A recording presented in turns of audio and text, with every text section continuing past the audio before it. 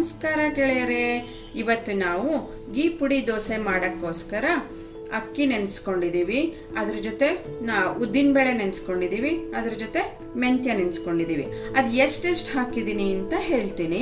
4 ಕಪ್ಪು ಅಕ್ಕಿ, 3/4 ಕಪ್ಪು ಉದ್ದಿನಬೇಳೆ, 1 ಹಿಡಿ ಮೆಂತ್ಯ, ಜೊತೆಗೆ 1 ಹಿಡಿ ಅವಲಕ್ಕಿ ಕಲರ್ ಬರೋಕ್ಕೋಸ್ಕರ ಇದೆಲ್ಲನೂ ಚೆನ್ನಾಗಿ ಮೊದಲೇ ತೊಳೆದು ನೆನೆಸಿರ್ತೀವಿ. 5 hours ಆದಮೇಲೆ ಚೆನ್ನಾಗಿ ರುಬ್ಬಿ ಉಪ್ಪು ಹಾಕಿ ಮುಚ್ಚಿಟ್ಬಿಡ್ಬೇಕು. ಆಮೇಲೆ ಬೆಳಗ್ಗೆ ಎದ್ದು ಚೆನ್ನಾಗಿ ಹುದುಗ್ ಬಂದಿರುತ್ತೆ. ಅದು ಗೀ ಪುಡಿ ಹೇಗೆ ದೋಸೆ ಮಾಡೋದು ಅಂತ ತೋರಿಸ್ಕೊಡ್ತೀನಿ, ಬನ್ನಿ ನೋಡಿ ಗೆಳೆಯರೆ. ಈಗ ರಾತ್ರಿ ಎಲ್ಲ ನೆಂದು ಇವಾಗ ಎಷ್ಟು ಚೆನ್ನಾಗಿ ಹುದುಗ್ ಬಂದಿದೆ ಅಂತ ನೋಡ್ತೀರಾ ನೋಡಿ.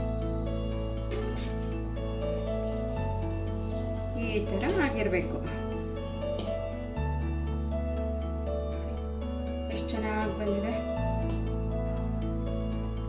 ಈಗ ದೋಸೆ ಮಾಡೋದು ತೋರಿಸ್ತೀನಿ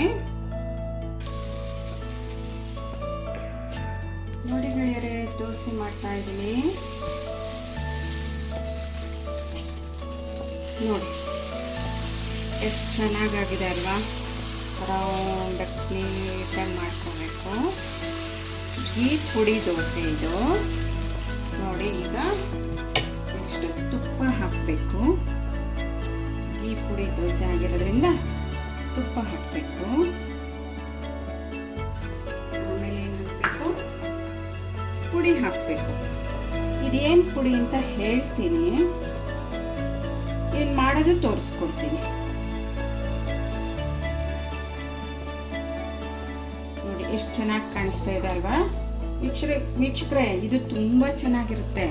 ಅರ್ಜೆಂಟ್ ಆಗಿರುತ್ತಲ್ವಾ, ಚಟ್ನಿ ಪಲ್ಯ ಏನು ಮಾಡೋಕ್ಕೆ ಟೈಮ್ ಇರಲ್ಲ. ಸಾಯಂಕಾಲದ ಹೊತ್ತು ಈಗಂತೂ ಚಳಿಗಾಲದಲ್ಲಿ ಬಿಸಿ ಬಿಸಿ ದೋಸೆ ಮಾಡಿ ಮನೆಗೆ ಬರ್ತಿದ್ದಂಗೆ ಮಾಡಿಕೊಟ್ರೆ ಎಷ್ಟು ಚೆನ್ನಾಗಿರುತ್ತೆ ಗೊತ್ತಾ. ನೀವು ಮಾಡಿ ಎಲ್ರಿಗೂ ಕೊಟ್ಟು ಇದನ್ನು ನಿಮ್ಗೆ ಇಷ್ಟ ಆದರೆ ವಿಡಿಯೋ ಲೈಕ್ ಮಾಡಿ, ಶೇರ್ ಮಾಡಿ, ಸಬ್ಸ್ಕ್ರೈಬ್ ಮಾಡಿ ವೀಕ್ಷಕರೇ. ನೋಡಿ ವೀಕ್ಷಕರೇ, ಇದನ್ನೇನು ತಿರುಗಿಸಾಕೋದಿಲ್ಲ, ಏನು ಬೇಡ. ದೋಸೆನೇ ತೆಳ್ಳಗಿರುತ್ತಲ್ವಾ, ಅದ್ರ ಮೇಲೆಲ್ಲ ಇದು ಹಾಕಿರ್ತೀರ ಅಲ್ವಾ, ಚಟ್ನಿ ಪುಡಿ ಎಲ್ಲ, ಅದೆಲ್ಲ ಕೆಳಗೆ ಬಿದ್ದು ಹೋಗುತ್ತೆ. ಅದಕ್ಕೆ ಇದನ್ನೇನು ಬೆಂದಿರುತ್ತೆ, ಇದನ್ನೇನು ತಿರುಗಿಸಾಕೋದು ಬೇಡ.